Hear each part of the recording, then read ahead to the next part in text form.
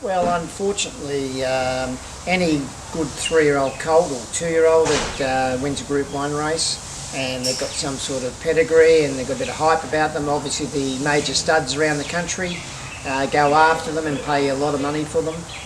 So I guess the temptation's always there for the owners to on-sell the horse, because obviously the amount of mares that they do serve during a season, they cover during a season.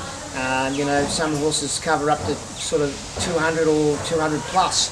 I'm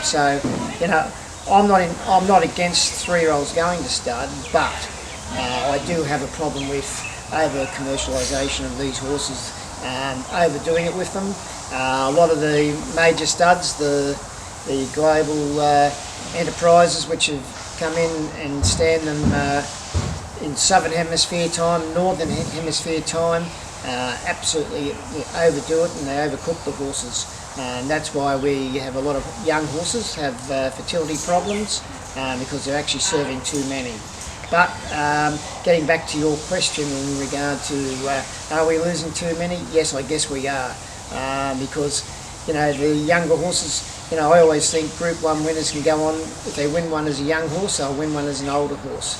And therefore, it's weakening our stocks for later on, for the particularly horses going to weight for age standard of racing, and those horses which are up to the Group 1 standard, well, they're even being sold overseas as to the Asian market and also to stud. So it's weakening our market actually as far as on the racetrack goes. And do you think that will impact crowd-wise, and the interest around racing?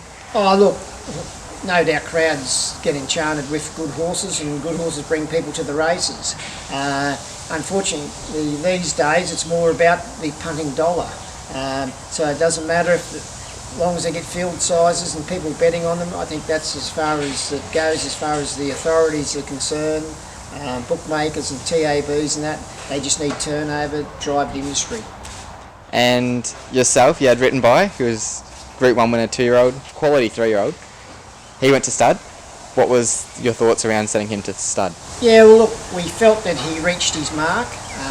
Obviously, he won the Blue Diamond, and that's, as I said, the big studs, they want fast 2-year-old, Group 1 winning 2-year-old, so he fitted the bill.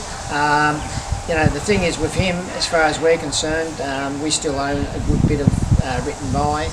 He'll be managed very well when he goes to stud. He won't be overtaxed in his first 1 or 2 seasons, so it'll be all that good management for that horse, and so he can last the journey.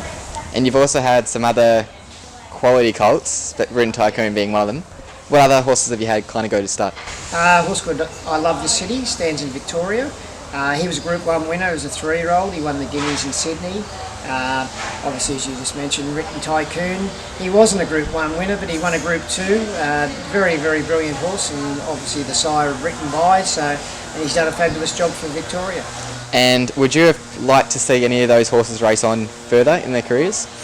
Well, both those horses had issues, so it came time for him to go to stud.